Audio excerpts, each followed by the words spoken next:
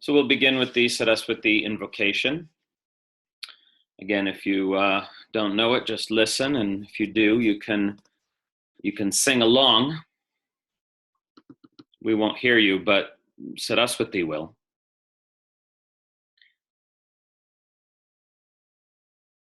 So the key is Ya Kundendu. So deep breath in, all together. Ya Kundendu Tusharahara Dhavala Ya Shubhravastravrta Ya Veena Varadanda Manditakara Ya Shweta Padmasana Ya Brahma Chitta Shankara Prabhritibhir Devai Sada Vandita Samam Patu Saraswati Bhagavati Nishesha Jadyapaha Om Aim Saraswatyai Namaha.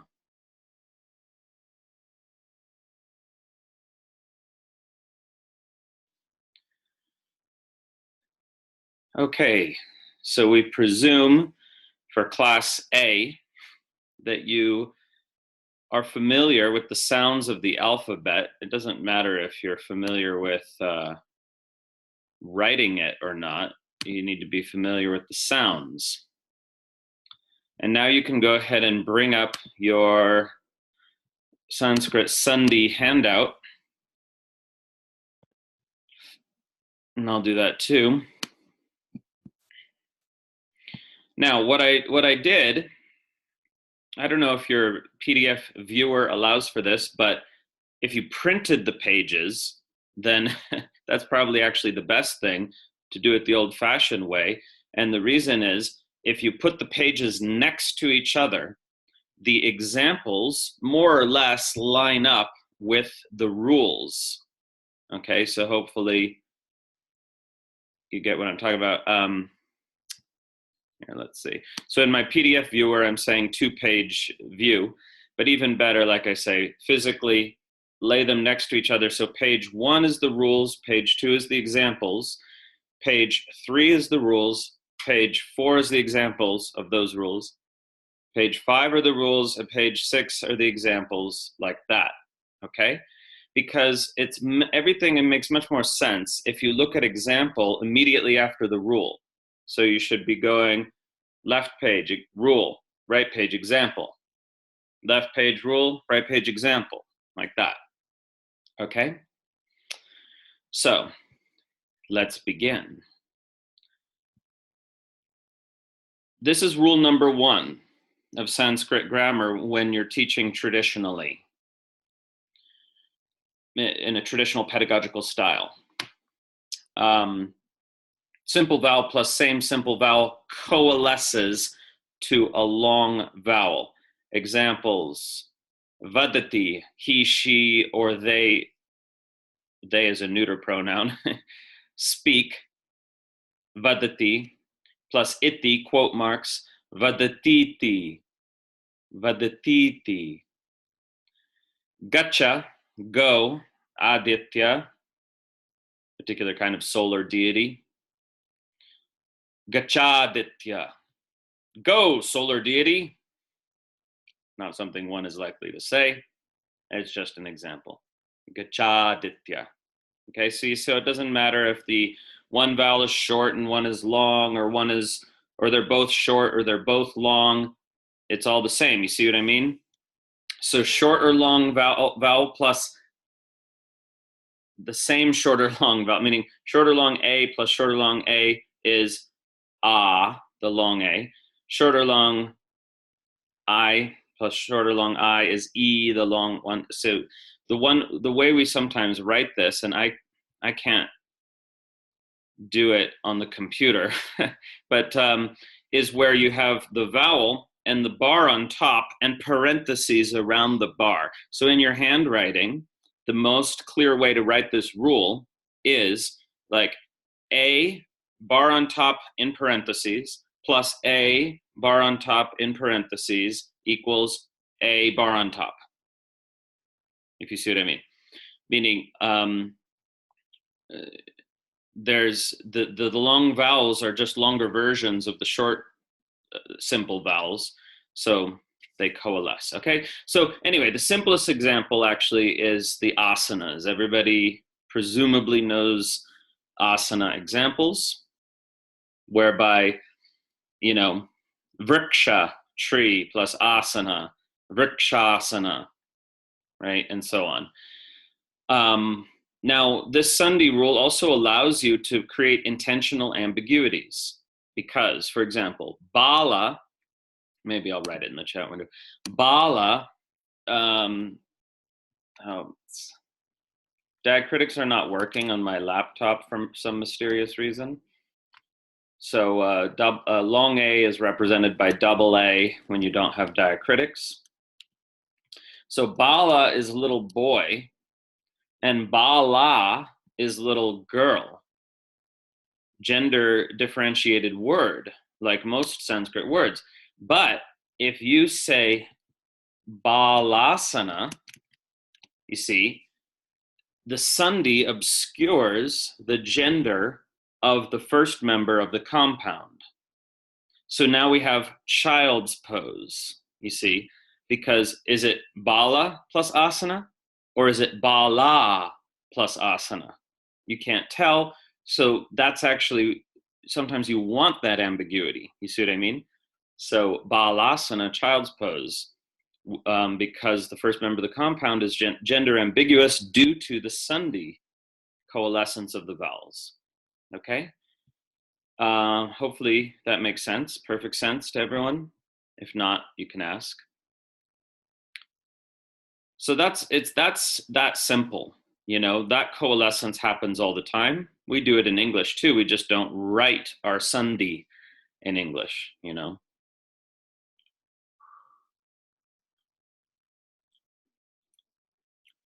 Dissimilar vowels. Okay, so look at these. Or a plus e or e, u or u, or coalesce into the Guna or medium grade of the second. Okay, so some of you are already familiar with this, but not all of you. So let's just briefly go over. There's weak, medium, and strong grades of vowels in every language, you know, not just Sanskrit, but Sanskrit is the language in which these relationships are most clearly formalized. So it's the language that linguists, professional linguists, often use Sanskrit as an example for general trends and themes in language, human language globally. Okay, so E or E strengthens to A. I'm saying the sound, not the English name of the letter. Okay, so E or E strengthens to A, which strengthens to I. That's in your chat window. If you're joining us for the first time, click on chat at the bottom of your Zoom window. If you hover at the bottom, you see a bar up here. You click chat, you see the chat window. Okay, so there I've put E or E strengthens to A, which further strengthens to I. Linguistically, that relationship is true, meaning it's not an arbitrary thing in Sanskrit, it's true of language generally. Okay, so U or U, again, this should be written with a macron bar on top, but my diacritics aren't working. U or U strengthens to O, which strengthens to ow. Okay. Or sorry, said the wrong thing. Or the vocalic R strengthens to ar, which strengthens to ar. Okay, so this is the pattern. This is the pattern that you need to memorize, have memorized. Okay, now if you look in the chat window, on the left hand, those are all the weak grade vowels. E, u, those are all weak grade vowels. In the middle, we have the medium grade, also known as Guna in Sanskrit, A, O, R. On the right, we have the strong grade, also known as vriddhi in Sanskrit, I, ow, ar. Okay? Now, go back to your handout. And for newbies, I should clarify. When we're talking about sandhi, which literally means joint or junction, what we're talking about is two words coming together. This is external sandhi, meaning what happens when a word ending in this sound comes up against a word ending in that sound. Now, as I already mentioned in previous classes, we do this in English all the time. We just don't formalize it, you know. So one of the most common examples in English is virtually nobody anymore says, did you? We say, did you? Where the final D of did turns into a J, because the Y is a palatal sound, and that's called, you know, it's retroactive influence, where you're anticipating, your vocal tract in your brain is anticipating the Y, the coming Y. So the D shifts towards a sound which is more similar to the coming Y. So instead of did you, we say did you. You feel it in your own vocal tract. Did you? So the J, Y are similar sounds because they're both palatal consonants, right? Or a palatal consonant and a palatal semiconsonant is the Y, right? So that's what's happening, is just without thinking about it, it's your brain is assimilating the D to the following Y. This is the principle on which sandhi works, you know. So, and we'll get more extreme examples in regional dialects like Brooklyn English, you know, jeet yet? No, Jew, right? Where, you know, did you eat yet becomes jeet yet. So that's a more extreme example of sandhi. But we have sandhi is a feature, as linguists know, sandhi is a feature of languages worldwide. Sanskrit formalizes its sandhi rules because of the Veda, to make a long story short. Because to perform Vedic rituals, you've got to do everything as perfectly as possible. And that means you've got to pronounce things perfectly. But as the vernacular languages drifted from Sanskrit, you know, in other words, the everyday spoken languages of the people drifted further and further from Sanskrit, in which they were based. Therefore, people had to train in pronunciation, and they wrote, and the great linguists of the time wrote pronunciation texts, pratishakyas, which is why, if you really want to study Sanskrit pronunciation, you should ask the person, hey, have you actually studied the pratishakyas, you know, the 2,000-year-old pronunciation texts? Very few people have. Now, I don't mean to brag when I say that I have. It's because I was very interested. I wanted to, in service to my guru at the time, I wanted to learn the pronunciation as described in the ancient texts. Anyway, so the key is then that to really pronounce the Vedic mantras properly, people had to study sandhi and understand how and why it works, because then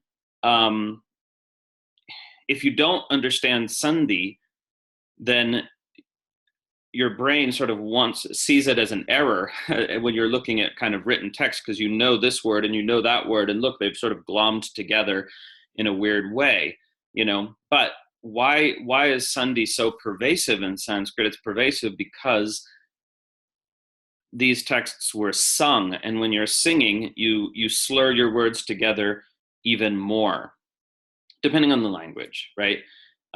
So French is another good example of a sandhied language where when you read it, it's all very clear.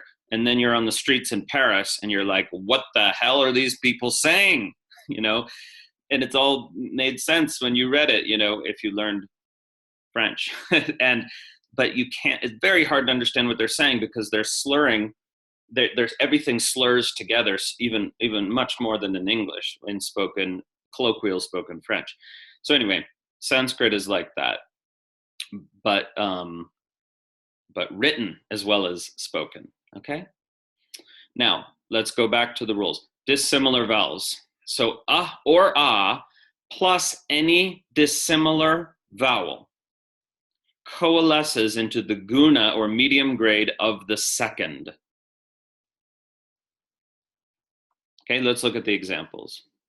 So mama plus iva coalesces to the guna or medium grade of the second vowel. So a.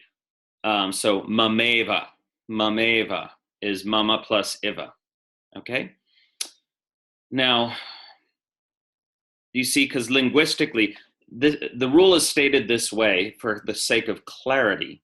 Linguistically, what's actually happening, you know, is the and e fuse together and make the diphthong a, and the diphthong a, that sound in whatever language it occurs, is indeed, linguistically speaking, a combination of and e.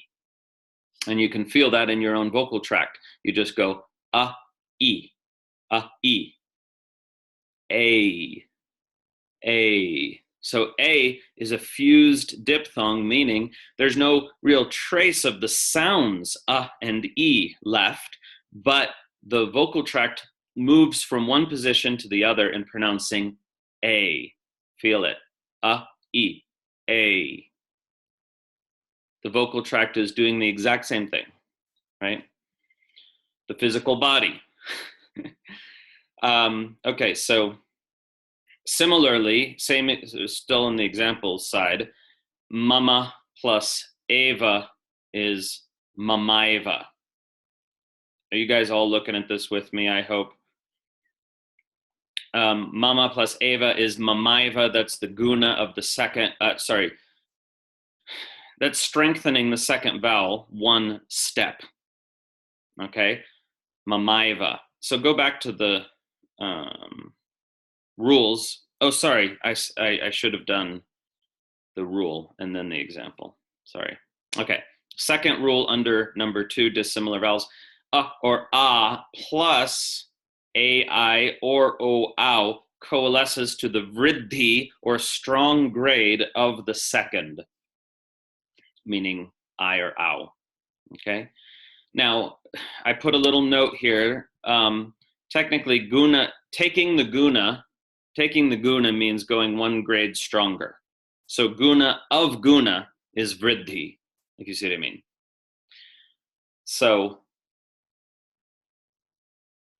the only reason to say that is to mention that the first rule and the second rule here are actually the same rule, if you see what I mean. They coalesce to the guna of the second, where if it's already guna, then it's guna of the guna, which is vriddhi. If that doesn't make sense, don't worry about it. Make sure the examples make sense to you, though. So mama plus eva coalescing to the vriddhi grade, right, is I. So mamaiva. Okay? So obviously, this is not going to be fun at all or work unless you have this pattern in the chat window memorized, which most of you, I think, do. From E to A to I, from U to O to ow. That's the main sequence. The other one, the third one, doesn't even matter that much. Okay, so that's that for that rule. Any questions so far?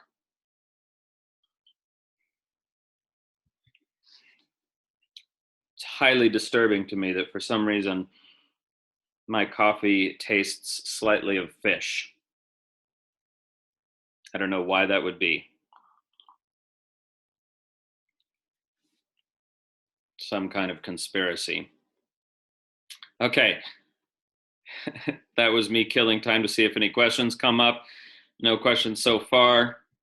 Next rule in dissimilar vowels. You've got oo, or plus any dissimilar vowel. The first goes to the semi-vowel. So let's contrast this with the previous rule. You notice the previous rule, the two rules are really one rule in the previous. I should have numbered these, but they're really the same rule. And it's the rule of what happens when you have an A vowel, or ah, coming together with any dissimilar vowel.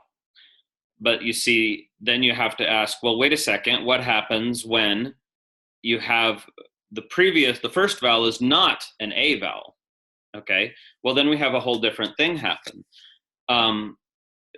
Any non-A vowel plus any dissimilar vowel, including an A vowel, any dissimilar vowel at all, the first goes to the semi-vowel. The semi-vowel, or you could equally call it the semi-consonant, ya, va, ra, respectively. Meaning, now I want you to feel this in your vocal tract. Go e, and then go ya. Actually, just do e, ya, e, ya.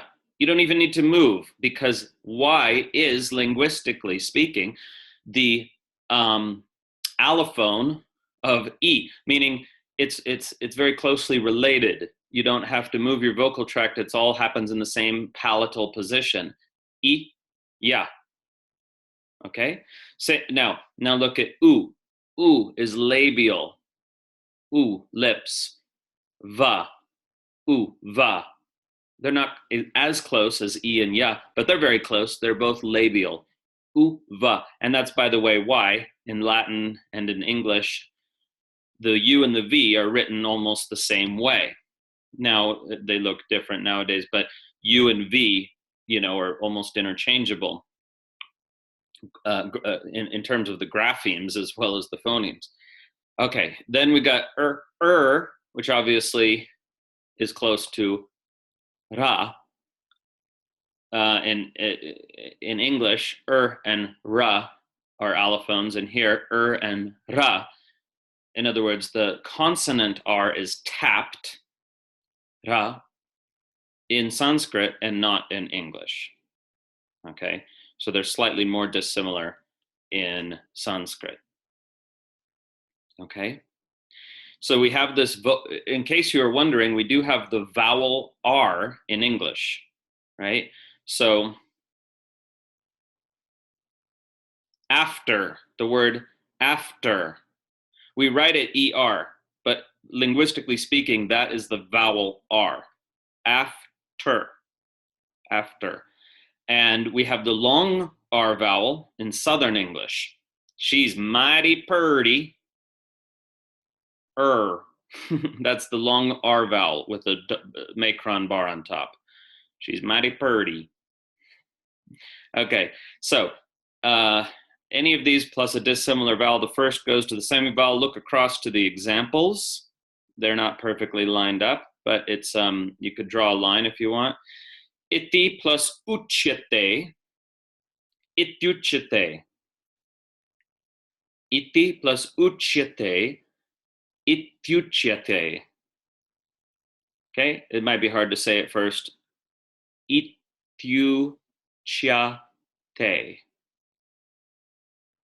Okay, there's another example of the same rule. Teshu plus api, teshvapi. Well, this is maybe this is not the best example, because V after a consonant in Sanskrit sounds more like a W. It's one of the only Sanskrit letters to change its sound based on environment. Unlike English, Sanskrit letters do not change their sound based on environment, except two of them do, and this is one, teshvapi. And the other is the vocalic R, which changes its sound based on environment. Like, are you saying Rigveda? Are you saying Krita? Or are you saying Hoter? Very slight changes based on environment. But more obvious is this one. Teshu plus api, teshwapi, like Ishwara. The V in Ishwara because sounds more like a W after a consonant. But anyway, you see the sandhi rule, right? You understand the sandhi rule, I hope. Otherwise, we'll go over it again.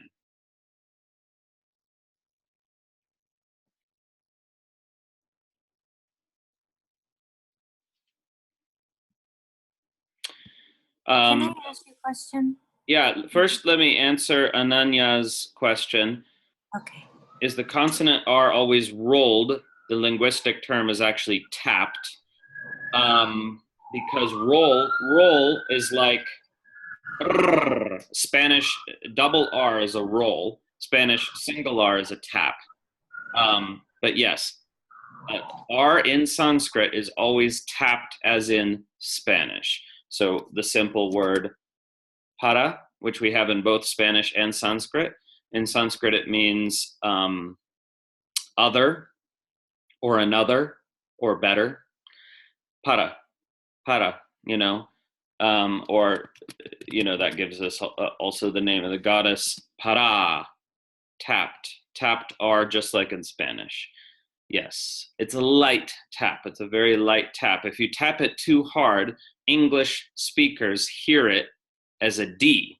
We don't want that, you know, and indeed there's some embarrassing kirtan CDs out there where a Western kirtan person is singing, clearly singing, thinking it's a D.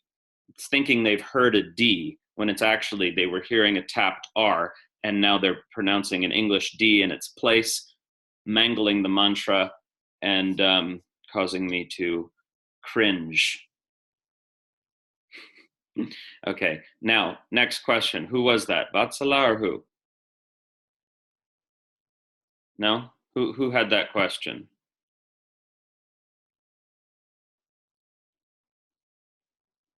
Oh, it was the same question. Okay. Great. Cool to see this mixture of old and new faces. Not old, you know what I mean. Maybe that's enough sandhi for this time. Well, okay, so let's leave the more difficult vowel sandhi and let's just scroll down to the simple consonant sandhi.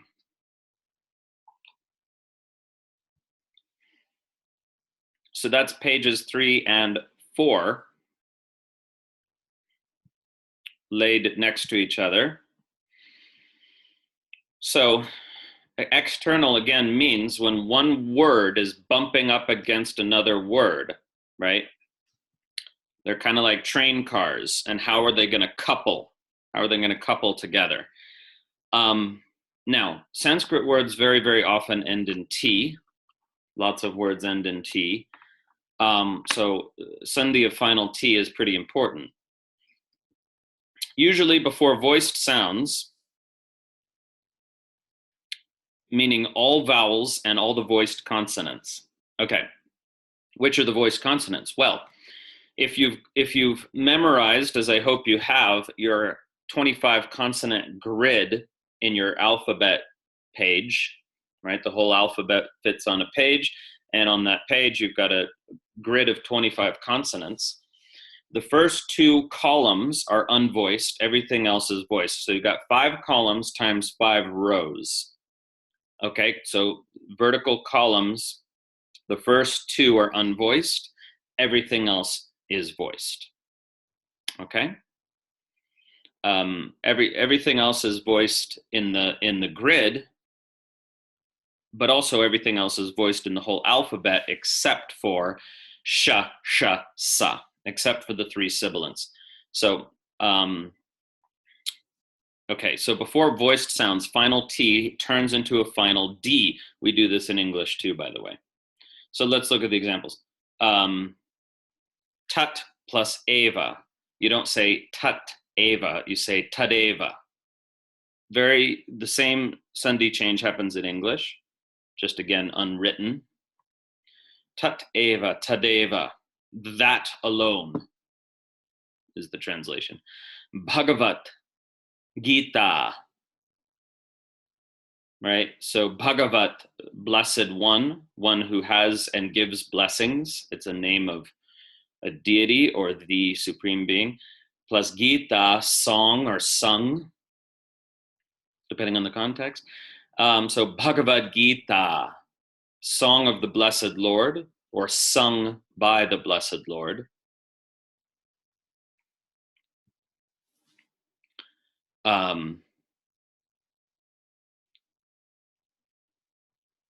Okay, so that's a sandhi change. The word is actually Bhagavat. Now, let's think about why this is so important. Look, if you see Bhagavad Gita and you realize, oh, it consists of two words in compound, and you look up Bhagavad in the dictionary, you will not find the word Bhagavad in the dictionary because that is the post-sandhi form. So you need to know about the sandhi rule and indeed have the basic sandhi rules memorized so that you're even looking up the right word in the dictionary. Okay, so you need to look up Bhagavat, not Bhagavad.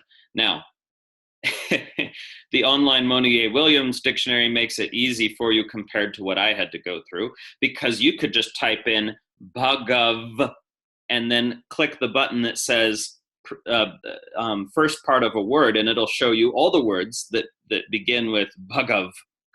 So you're going to find the right word, even if you're not sure of the ending. That's obviously a phenomenally useful tool. So let me give that to you guys, because it's actually surprisingly hard to find on a Google search. Okay, so there's the link in your chat window. So if you click that link for just a moment, so you see, so I can tell you what you're looking at, and it comes up with Sanskrit and Tamil dictionaries. You don't need to worry about that Tamil part. It's automatically gonna just consult the Sanskrit dictionary. It's not gonna give you Tamil entries. Okay, because it says here, dictionary selected, it should say Cologne Digital Sanskrit Lexicon. Cologne being the university in Germany, nothing to do with horrible smelling chemicals. Cologne Digital Sanskrit Lexicon, and then you put word in primary language. Let's do this experiment. Bhagav, and then I stop there, and then I click to the right. I click, instead of exact, I want to click prefix. So all the words beginning with Bhagav, and then I hit start search, and we see actually there's a lot. There's probably even more than 50. I just limited the search to 50. Well, that's what it does default, okay? So look, we have a bunch of things happening. So this is actually too many responses. You would want to narrow it down, right? But anyway, you've got Bhagavad Gita there. And if you scroll down to number 43, there's our word, Bhagavat, possessing fortune, fortunate, prosperous, happy, glorious, illustrious, divine, adorable, venerable, etc., etc., etc. Okay? Now that I've put this dictionary into your hands, I need to give you the warning that it is not true that you can select any meaning you want from all the meanings listed, because context determines meaning much more strictly than most people realize, okay? And plus, there are codes in the dictionary entries that that you don't necessarily know. You know, for example, part of the reason that Lauren Roche's Radiant Sutras is such a disaster from a translator's point of view is because poor Mr. Roche did not know that when you see the letter L in Monier-Williams, the dictionary that we just used online, when you see the letter L, that means lexicographical. That means the meaning immediately before it does not occur in actual literature, meaning it's a theoretical meaning of the word found in Sanskrit dictionaries from thousands of years ago, but the word is never used in that meaning in actual writing or discourse. So lexicographical is a signal to the reader from the dictionary's author. The word does not occur in this meaning. Therefore, you cannot choose that meaning in your translation, right? And that's just the extreme example, right? The issues of context restrict meaning usually down to one or two possible meanings for any given word in any given context. Okay, moving on. Any questions on that?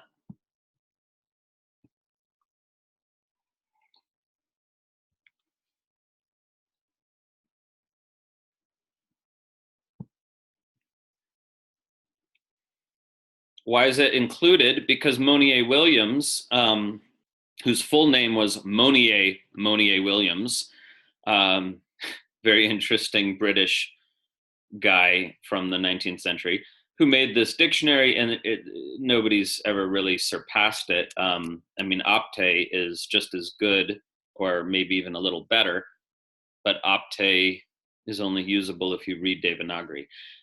But anyway, both of the two dictionaries we use are composed in the same, or made in the same time frame, which is the 1880s, 1890s. Why did Monier Williams include it? Because he's a completist and he wants to note, well, look, this word, I mean, this meaning of the word is found in lexicons, meaning ancient dictionaries, ancient Sanskrit to Sanskrit dictionaries, you know, but we don't actually find the word in that meaning. And another reason to include the lexicographical meaning is he's acknowledging, well, I haven't found the word in that meaning and my team hasn't. He had a whole team. But that doesn't mean maybe it exists somewhere. And indeed, occasionally, a word labeled by Monier as lexicographical is actually found in that precise meaning in a tantric source, because they didn't read the tantras as thoroughly as other branches of literature. So sometimes a word he thinks is lexicographical actually is attested. That's the word that we use. This meaning is attested, means we can find the word in that meaning. So sometimes a word that he doesn't think is attested in that meaning actually is in tantric or indeed Kaula sources, of which he read almost none. Okay, but you know, that's pretty rare. It's pretty rare that you find a lexicographical word actually attested that Monier didn't know about. I do, but you know, it's reading deep into a relatively obscure branch of literature, at least from his point of view. Okay. So now there's 4 exceptions, back to the sandhi of final T. There's 4 exceptions. And these are the 4. Before a nasal, final T assimilates to N. You see, now that you understand this assimilation process where the brain anticipates the sound coming and assimilates this sound to the sound that's about to happen. Look at the example. Tut plus mama, tun mama. So the T has assimilated to the following nasal. Any nasal is going to make the T go to an N. The T turns into an N, assimilating to any following nasal. A nasal, again, is any N or M sound. It is the 5th column in your consonant grid. The 5th column, from your point of view, it's over here. The 5th column. Okay, so next exception, 2 out of 4. Before J, T assimilates to J. Well, we don't tend to do that in English, I don't think, but you understand the process. It's assimilation again. Gerhat, I'm so sorry, it's missing the dot under the R. So there should be a dot under that R. See, that is good if you printed it out and you just make a little dot and it's right. Gerhat, from the house. Jalam, water. Garhajjalam, water from the house. Okay, you don't need to know the vocabulary, I'm just telling you. 3, exception number 3 out of 4, before L, T assimilates to L. Maybe weird from an English speaker, but not in Sanskrit. Tasmat lokat. You get tasmal lokat.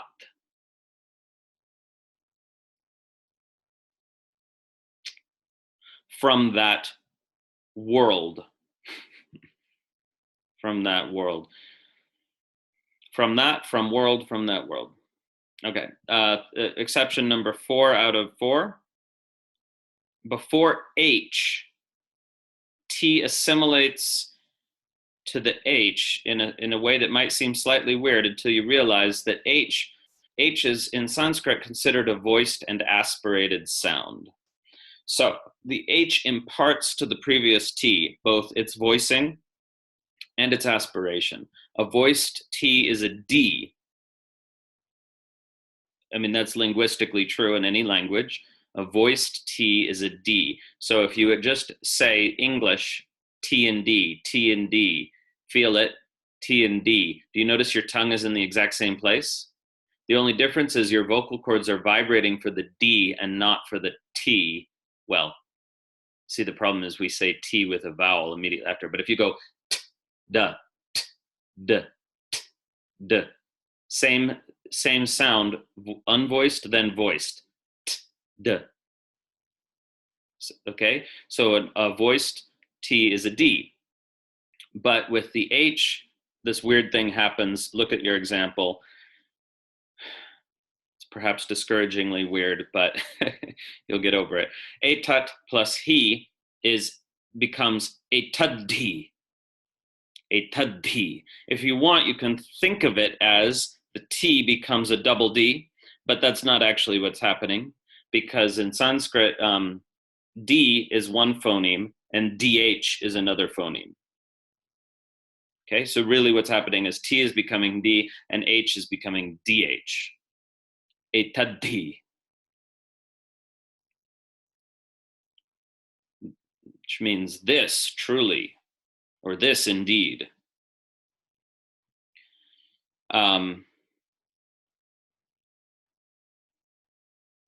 Let's finish sandhi of final T.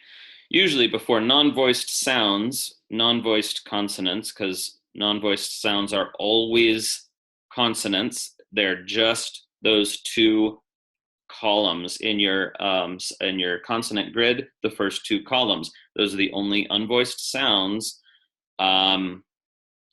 plus sh, sa. So unvoiced sounds are always consonants. They're all, so that's why it says that. T remains unchanged. So we have a total, by the way, of 5, 10, 13 unvoiced sounds in the language. Before unvoiced sounds, T remains unchanged. Look at the example, tasmat plus patati, no change. But if you're writing in Devanagari, they come together, but they don't change. Tasmat patati. He fell from that. He, she, or it fell from that. Okay, but 2 exceptions this time, not 4. Before ch, T goes to ch. In other words, it fully assimilates. Full assimilation is where the sound simply changes to the exact same sound as the following sound.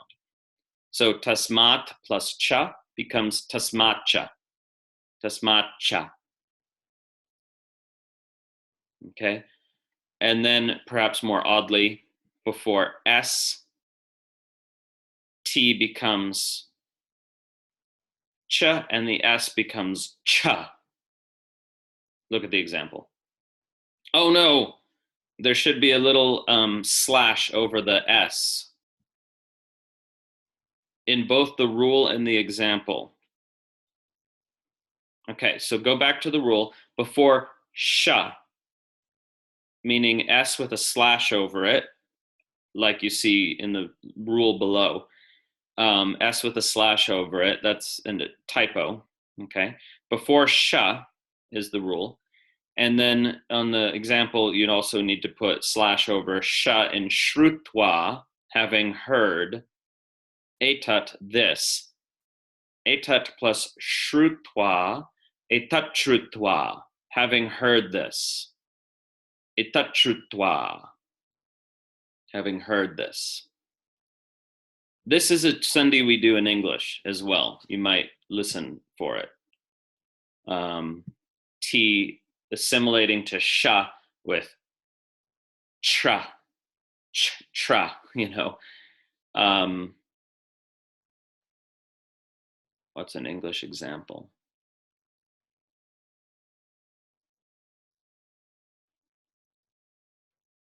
Well, we only do it slightly in English. We only do it slightly. We don't do it as obviously as in Sanskrit. We do a little hint towards that change.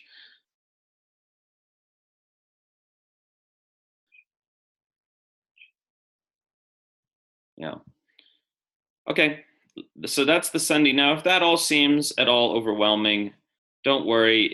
It's not as overwhelming as it seems, because just as in English, you recognize words when people slur them together.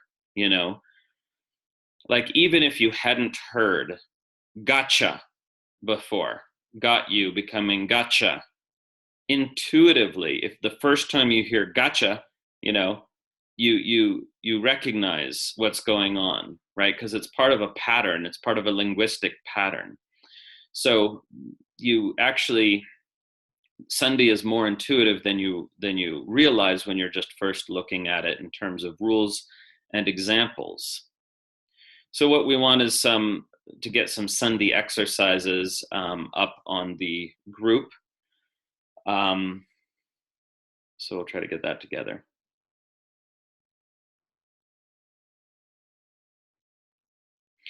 Yeah, thanks, Renee. So in the 40-page handout called From Harish Files, whatever it's called, Sanskrit something from Harish Files, the same sandhi handout is there, and it's just an old scan, and that's why I redid it. But it also it doesn't have those typos I just pointed out.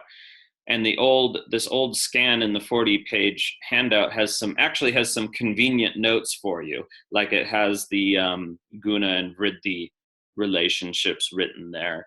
Some notes that I made back in the year 2000, I want to say. Okay. So yeah, you can reference that handout as well.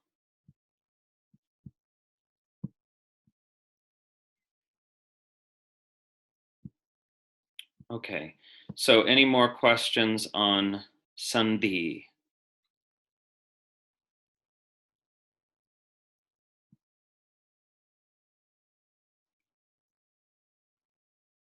Can you explain the apostrophe? The apostrophe, which in Sanskrit or in Devanagari writing looks like a little S, looks like a little S symbol, but that's actually an apostrophe in Devanagari. The apostrophe indicates a dropped a vowel. Whenever you see an apostrophe, it can only indicate one thing, which is an elided or dropped a vowel. So we see that in, okay, look back at vowel sandhi, category 2, dissimilar vowels. Rule number 4, they're not numbered, but countdown. Rule number 4, A or O plus a, meaning a word ending in A or O plus a word beginning in a, former remains the same with loss of the initial a marked by a apostrophe. That notation is confusing, right? The A there is indefinite article. I should have put an, maybe, marked by an apostrophe. Look across to the example. The example is not quite lined up, but te plus upi, the drops away. That's called elision. The is elided.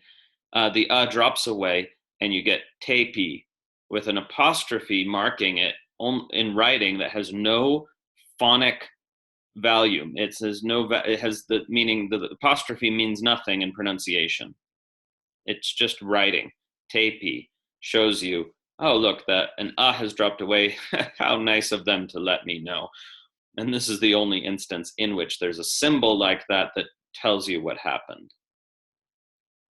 Okay, is that clear?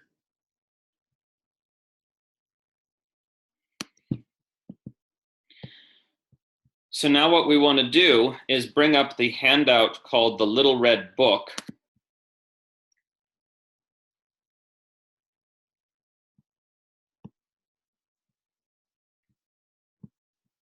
The handout called the Little Red Book, which is, if you didn't already download it, it's in the files section of the Facebook group. I'll give you a second to pull that up, because you're going to be very excited by what I'm going to show you in the Little Red Book.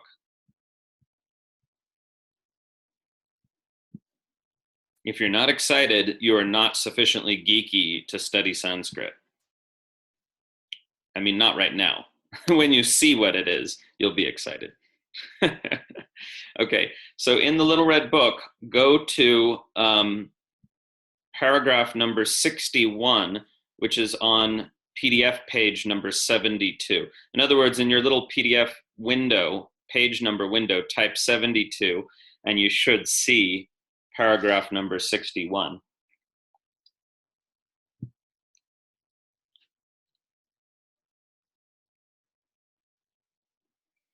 And it says sandhi rules, vowels. Now, what you're seeing here is a grid that really helps you. So across the top, in fact, let me just screen share so you guys can see really specifically what I'm talking about with no ambiguity. If you know me, you know I like clarity. Okay, so now you're seeing my screen, right? Okay, so final vowels. Can you see my cursor move? Okay, final vowels, that's the last letter of a word. So across the top, we have the last letter of a word. Across the right, down the right, we have the first letter of the following word. And this is a complete grid. We didn't go over every rule, but this is a complete grid. So in any given word ending in any given vowel, any given word beginning in any given vowel, there is the situation of what happens for all possible combinations, okay? So we can see that apostrophe situation happens in 1, 2. Two situations give rise to that apostrophe of a dropped A. Right? Now, there are many situations in which vowels do not coalesce. So I want to draw your attention. In the first column, the vowels have coalesced. I mean, even when there's two letters, that's still one vowel. There's only two letters in our alphabet. In Sanskrit, it's one letter. So if you look at I or ow, that's one letter in Sanskrit. That's one sound. So in this column, the vowels have coalesced. In this one, they sometimes coalesce and sometimes don't. But they, what I want to contrast is in column number, the 5th, 6th, 7th column, they aren't coalescing at all. That's called hiatus, vowel hiatus. You actually have a split-second pause in your enunciation. That's a vowel hiatus. And we have examples of that back in the sandhi handout. Oopsie. You're seeing my screen. So here, swarge plus iva, sandhi changes to swarga iva with a little hiatus, little pause, split second. Swarga iva, meaning if you're singing, if you're chanting, you put in this little split second pause. So a listener fluent in the language knows what's going on. Same with tasmai plus api, sandhi change to tasma api with a split second pause. Okay? Only when there's a written space between the vowels, or a graphically indicated space between the vowels. That's a vowel hiatus. I wasn't going to go over that today, but it's just so obvious here in the grid. It's worth addressing. In none of these other situations do you have a hiatus, only in these 3 columns. Otherwise, you're rolling on in your recitation. Okay, so now look down one. Sandhi rules consonants. Here's the grid for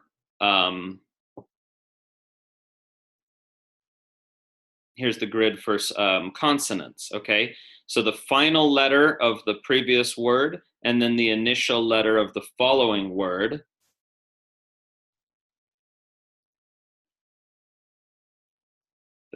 That's a typo. That shouldn't be capital. But anyway, there's everything that happens. Okay.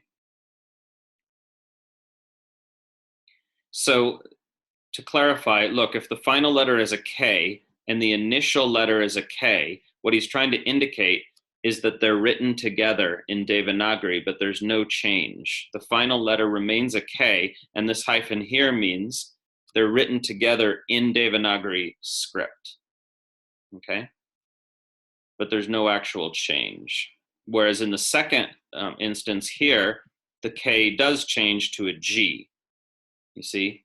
It assimilates to a following G. So here's how you're using the grid, right? Hopefully this makes sense. K before G changes to G, right? It's like if you played Battleship as a kid, this it now comes in handy. If this seems overwhelming, it's really not that hard. This is just presenting every possibility, including many that almost never occur. Okay. And then we have one more consonant grid, which we don't need to look at or figure out now. So that's 3 total. There are 3 total sandhi grids and no more. And actually, the second and third are all 1 grid, really. It's just he couldn't fit it in his nice little format of index cards. So there's 2 grids of sandhi, and that's all the sandhi. Okay. Any questions? Oh, let me go back to stop share. Okay. Questions, comments, concerns, objections, compliments?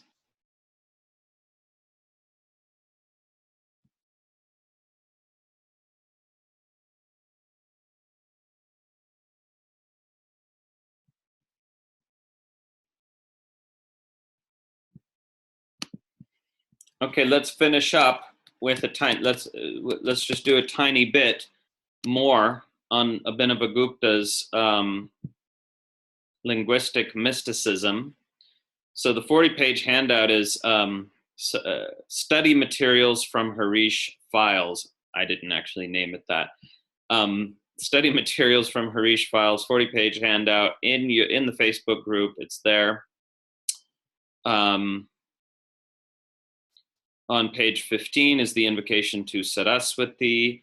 And then on page 16, we have the linguistic mysticism. I'll share screen so you don't have to pull that up right now. Okay, linguistic mysticism of Abhinavagupta and whoever follows him, but he was the first to really analyze it in this way. So here what you see is the Latin, the sound, I should say, in the Latin script.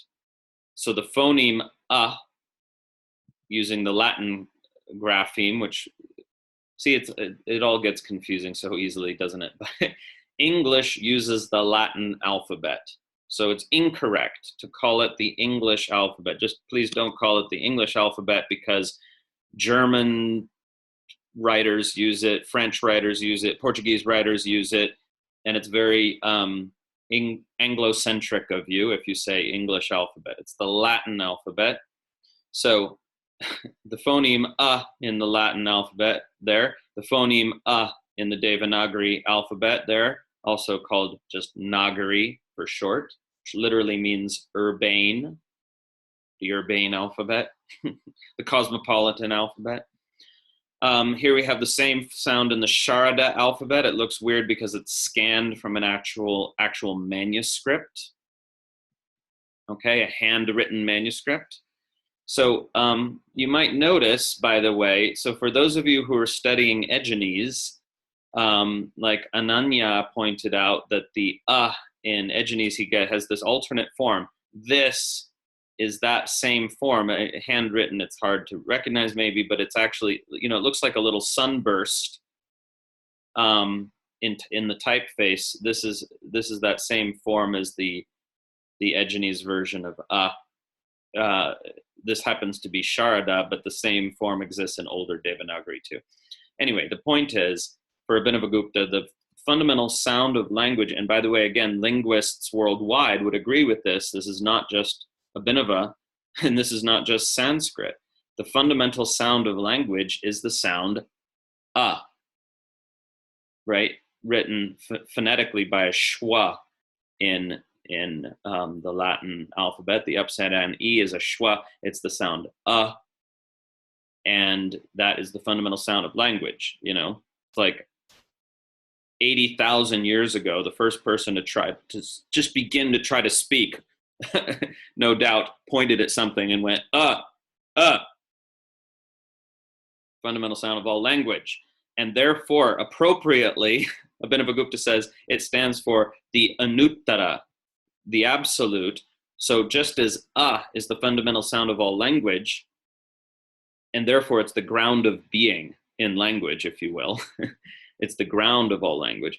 In the same way, consciousness is the ground of existence more generally. What does that mean to say consciousness is the ground or the ground of being? It means every experience you have within consciousness. Experience is something that happens within consciousness. You don't have any experiences that are separate from consciousness, and you couldn't. Everything that we can know, we can only know through consciousness. We can speculate about the existence of things separate from consciousness, but that speculation is only speculation. We can't know for sure that anything exists separate from consciousness. And when we speculate about the existence of objects separate from consciousness, that speculation happens within consciousness. So everything happens within consciousness. That's what it means to say it is the ground of being. So every mystical statement in the tradition actually can be sort of logically understood. And if you don't get it, if you don't really get it, you just haven't had a good enough teacher yet, one might say. So it's a very it's a logical and mystical and phenomenological proposition. It's true on every level to say consciousness is the ground of being. Everything exists within consciousness. Everything that we can experience and know, we know through consciousness. Okay, so anuttara, and notice it has 3 us in it. So he's pointing out that the structure of the Sanskrit language tells us is parallel to, in some way, the structure of reality itself. So the anuttara, the absolute, literally that which is untranscendable, uttara. The sound has the same function as in English, meaning not. Uttara, not transcendable. The absolute. What is the absolute? Consciousness. He specifically says when he's explaining it, anuttara means chit shakti, the power of consciousness. Okay? And 2 vowels coalesce into a, and here in Latin, here in Devanagari, here in Sharada. A little dot has become a kind of a little hook. Ananda, bliss. When the absolute becomes aware of itself, reflects on itself, it experiences bliss. 2 us equal a. So the structure of the grammar, the sandhi rules, parallel and mirror the structure of reality itself. When doubles back on itself, combines with itself, reflects on itself, when the absolute consciousness reflects on itself in the form of you, by the way, we're not talking about something happening on some other plane. When you as consciousness reflect on your own existence as a conscious entity and the miracle of that, you experience joy or bliss, ananda. Okay? So this is review for some of you, but it's good stuff. E, written in Latin, E, written in Nagari, E, written in Sharda script. There are many scripts. Why highlight Sharda? Because it's the script from Kashmir that Abhinavagupta used. Icha, the power of will. Right? And notice it's almost onomatopoetic, because in Icha, it goes, Icha. You know, it's like will has to get focused before it can expand out into manifestation. Icha, you know. So when the power, when your capacity, when your sense of your own will, well, it's not really personal. It's more the sense of what life wants to do through you. Okay? When your sense of what life wants to do through you, which is divine will merging with personal will, if you surrender to it, then when the will becomes aware of itself, when your will becomes aware of itself, it manifests as Ishvara. I wrongly translated appropriation here. Now I translate it as sovereignty, meaning only through contemplating what life wants to do through you can you manifest that which is appropriate. I mean, that's the sense of the word appropriation there, actually. That which is appropriate to your expression of consciousness in this world at this time. And that is in the tradition called sovereignty, where the word Ishvara doesn't mean Lord or God. It means the fundamental capacity to act. So Ishvara comes from this root, Ish, capacity for action, the capacity to act. So actually, you know, I don't have a good translation. Sovereignty brings out the connotation of Ishvara in connection with its other meanings. But Ishvara literally means the capacity to act that only comes from reflecting on your power of will, or pure desire, we could translate also for Icha. So I plus I is E. E plus E is E. Does that make good sense? It's the same exact pattern as before. And the same pattern again. U. Here's the phoneme U in Latin, U in Nagari, U in Sharda. It's really the same character in the two scripts. Unmesha, the unfolding, the burgeoning, the arising or blossoming of consciousness is a code word in the tradition for the power of insight. Jnana Shakti, where jnana means insight, not knowledge. Okay?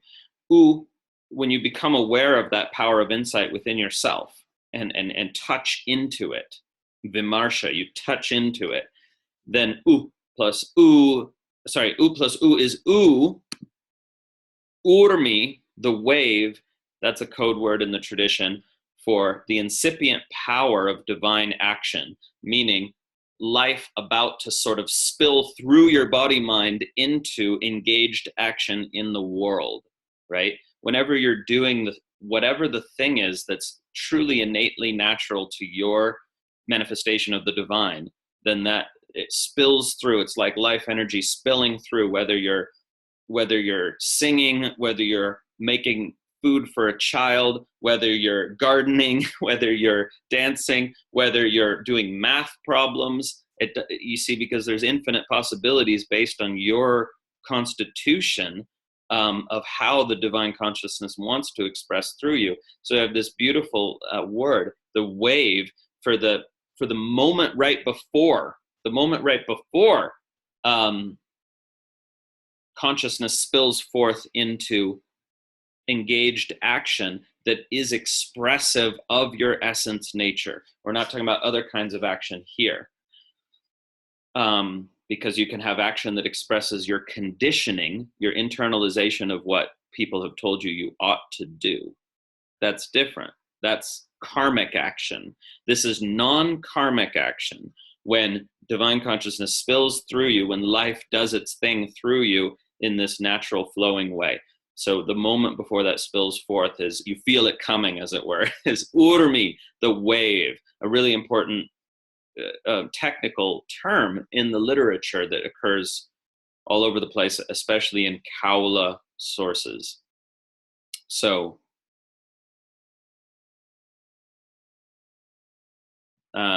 since I'm screen sharing, I can't see your questions. Oh, you don't have any. Okay.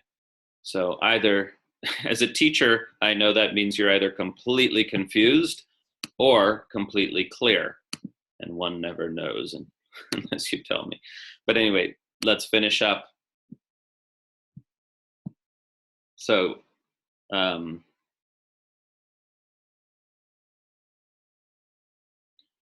I don't want to explain that right now. And there's a well, not a typo, missing information here in the handout. You see, I've put here, but I've put 4 characters here in Nagari. So there's missing characters. So if you've printed this out, you go ahead and write in the missing characters. So it should say the long vocalic R with a bar on top and a dot underneath. And it's also missing L with a dot underneath, and long L with a dot underneath, which is not a sound that actually occurs in the Sanskrit language, but it's theoretically there. So we should have 4 characters in the Latin, ol. And here are the 4 in Nagari. Here are the 4 in Sharada. Okay, and these characters,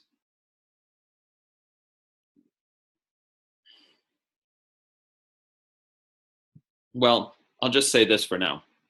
Abhinavagupta is noting, no, I'm not going to try to explain it. Let's move on to Kriya Shakti, because Urmi has a direct relationship to Kriya Shakti. So these vowels, these are considered neuter vowels.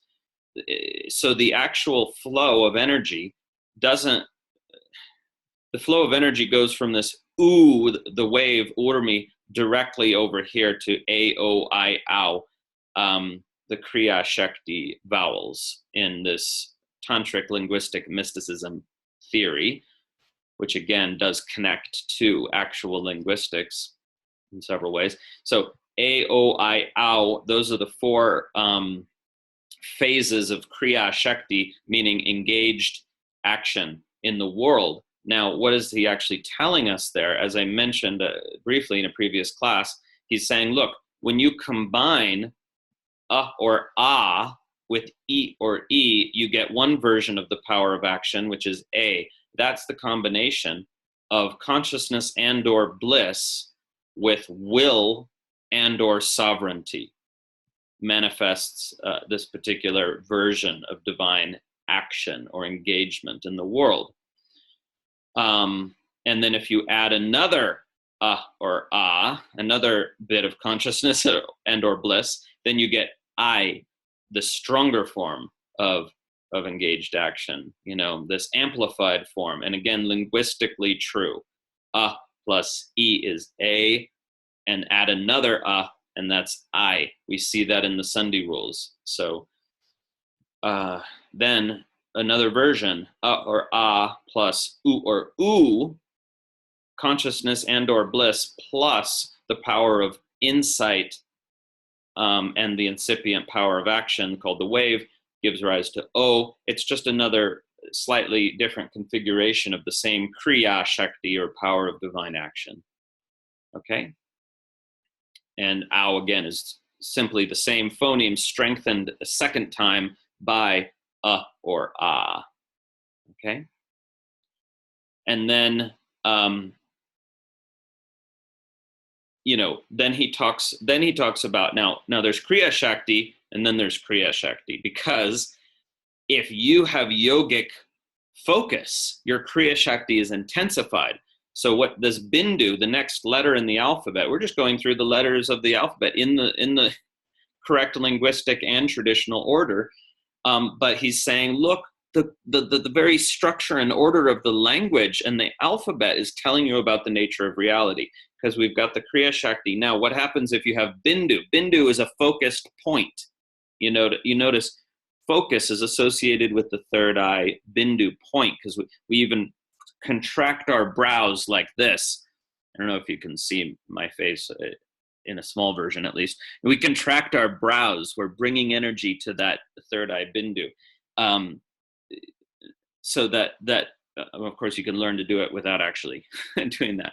But Bindu is the focus of all this energy to a single laser-like point, so that then it can manifest as Visarga, which is the most powerful kind of emission of Shakti into the manifest world. Visarga literally means emission. We pronounce it as a ha, like in this example given here. Oops. There's my cursor. Aha. Aha. So the Visarga is the H with a dot, but that H with a dot represents over here just the two dots in Nagari, or the two dots in Sharada.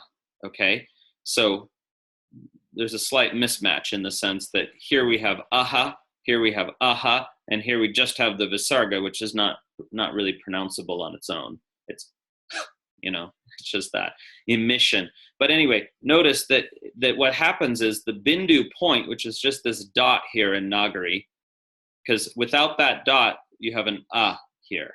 So the Bindu is just the point, which is the nasal sound. And then that Bindu, two become one. This is the fundamental, this is like also paralleling and mirroring the zygote, the fertilized egg, which, successfully fertilized, goes boom and becomes 2, and then 4, and then 8, and that's how life happens, right? So here, this fundamental thing of like the energy is focused to a point, and then boom, it becomes 2, and implied from there, expanding out infinitely.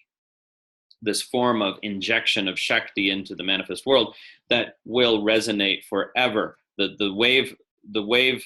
The amplitude of the wave of your action dies down to almost nothing, but it never stops. This is true in physics, and it's true in spirituality. In physics, they are saying if you an energetic event occurs, the waveform moves out from that, and it never quite dies out. It gets unbelievably tiny, but it keeps going forever for all space and time.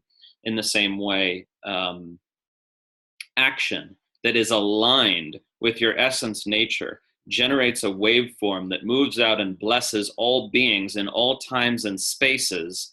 And the blessing energy of a single action that you perform in alignment with your essence nature never dies out. It might get very, very, very small, but it never dies out. And this is the tradition's answer, essentially, to what the fuck is the point to doing anything in life if you're going to die and everything you do will be forgotten in terms of the data, right? Everything you do will be forgotten in terms of the records or people's memory or whatever. Eventually, whether in 20 years or in 100 years or whatever, everything you do will be forgotten. So you might say, well, what's the point of doing anything? I'll just, play video games and masturbate or whatever. So no, not to put down those activities, but the tradition is saying when you perform actions that they're in alignment with your essence nature and therefore are allowing life energy to move through you in this unimpeded way, then what happens is it sets up this waveform which moves out and blesses all beings in all times and spaces, and that matters, and that it keeps going after this body mind dies and decays. Okay, so last thing with the linguistic mysticism here, right? He gives this whole kind of analysis of how certain Shaktis combine with certain, how do I put this? Okay, here's our consonants. Here's our 25 consonants. Oh, they didn't all fit on one page, but here's our 25 consonants. Ka, ka, ga, ga, nga. Okay, so he's saying, look, the first row of consonants combines with Anuttara Shakti to produce the 5 so-called gross elements or physical elements. I should write, because I used to, gross is just stupid 19th century translation. The 5 physical elements, or elements of physical reality. Earth, meaning solidity and density, right? They're not dumb. They're not saying everything is made out of either dirt or H2O, or they're saying these elements, the earth is solidity and density. Water is liquidity and solvency, right? That's what the term water actually means as a fundamental element, liquidity and solvency, meaning that which acts as a solvent. Water can dissolve other things, and it flows. It's a flower and dissolver force. That's what water is. Fire is combustion, right? The power of combustion in the physical universe, which is also the power by which you digest your food, by the way. So fire in the belly is it, when they talk about fire in the belly, they're not stupid. They're not talking about like flames in there. They're talking about combustion. It's a process of breaking down the food and releasing energy. So air or wind, that's the principle of mobility, actually. Space, that's the principle of extension, is what it's called in physics and philosophy. 3-dimensionality, we could put it. Okay, so Anuttara Shakti combines with these fundamental phonemes to create these fundamental elements in this linguistic mysticism. He's trying to say that for every principle in manifest reality, there's a corresponding pattern in the language. So, earth corresponding with ka here, and so on. And then we get not the usual alphabet, we're not cha, cha, ja, ja, nya, but rather chi. This line, this hook on top is the e. Chi, chi, chi, ji, ji, ni. Why? Because he says Icha Shakti, the power of will, the pure power of will, combines with these phonemes to create these subtle elements, which is the nature of objects the nature of physical objects, that they're smellable, tasteable, seeable, touchable, and hearable. That's what odor, flavor, appearance, etc. really mean. The smellability of things, the tasteability, the fact that you can see them, and so on. They have these qualities that correspond to your senses. Okay, those are the subtle elements, or tanmatras. And it goes on like that, where he's showing how different aspects of the Shaktis, right? The Shaktis are the vowels that then are joining with these consonants to create these tattvas, or principles of reality. If you're completely confused by now, that's totally fine and normal. The only people who aren't completely confused are the ones who've studied the tattva system in Shaivism or in Sankhya, because they're the same at this level. So anyway, so what I've written here is here's ter, ter, der, der, ner. There's the little underneath, right? And here is tol, tol, dol, dull. Dull. No, I'm sorry, I was pronouncing it wrong. Start again. Tol, tull, dull, dull, null, because it's the short ul, which actually in the language only occurs after the letter K, but that's neither here nor there. And then we have pu, pu, bu, bhu, mu. And then we have, back to our default vowel, we have ya, ra, la, va. And we have, here we have she, shur, sul, ha, and ksha, not in Devanagari for some reason. Okay, so by the end, everyone was confused, and that's fine. You have to have a first iteration before you can have a reiteration. And we may or may not reiterate that. But perhaps it's slightly clearer now if you read your Tantrasara Chapter 3 handout, which is optional for those who are interested in linguistic mysticism. You don't need to know this. Okay, any final questions, comments? You can unmute yourself. You don't have to type in the chat window. You know, you can just unmute yourself, which is better for the recording, actually.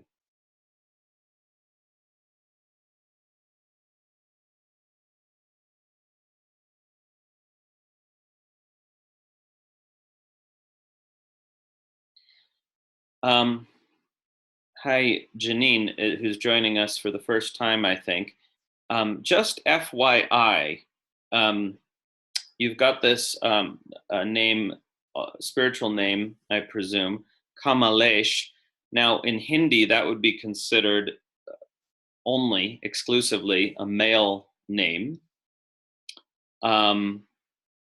So just to, you know, let me put it in the chat window. I don't know where the name came from, but in Sanskrit it would be a feminine name spelled like this, Kamalesha. Okay. I was told Kamalash. Okay. So it doesn't, I'm fine with people calling themselves whatever they want, but I'm just saying if you go to India and you say Kamalesh, they look at you weird because that's exclusively a male name in Indian culture. Yeah. So my name, Kamlash, is a male name? Yes. In Hindi, that's exclusively a male name because the ending dictates whether it's feminine. Oh, you're saying I should put there should be an A at the end. That's what. Well, should be, linguistically speaking. I'm not culturally speaking, whatever you want, but linguistically speaking, Kamalesha is the feminine form. Yeah. Oh, probably is. I haven't looked at it in a long time. Yeah. Yeah. So, yeah. So the Kamala, lotus or flower, you know, usually a spiritual symbol. Isha, goddess or queen.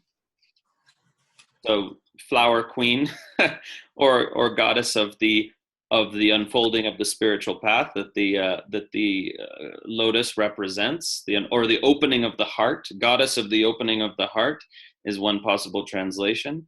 But yeah, in the form Kamalesha, if you want your name to be feminine gender as opposed to masculine. Yeah.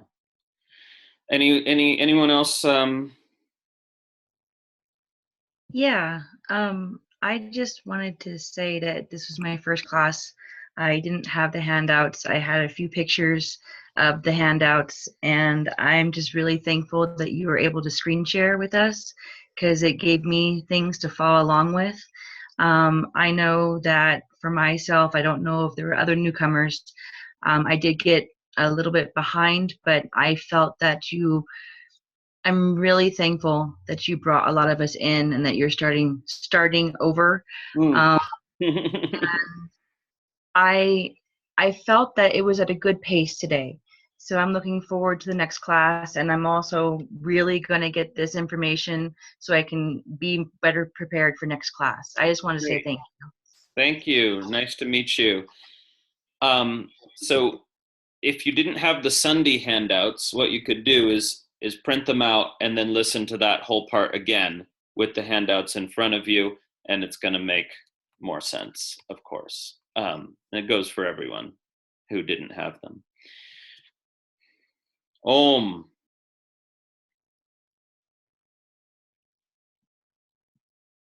Take care, everyone.